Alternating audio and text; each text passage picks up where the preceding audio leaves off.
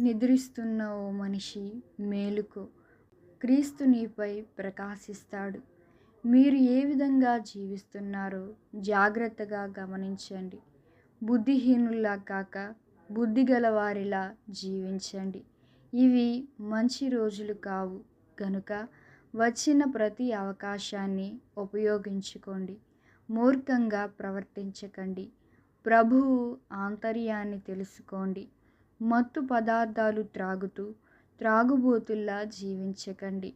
త్రాగుబోతుతనం వ్యభిచారానికి దారితీస్తుంది గనుక దానికి మారుగా పరిశుద్ధాత్మతో నింపబడండి. స్తుతి గీతాలతో, పాటలతో, ఆత్మీయ సంకీర్తనలతో హెచ్చరింపబడుతూ ప్రభువును మీ మనస్సులలో కీర్తిస్తూ స్తుతి గీతాలు, పాటలు పాడండి.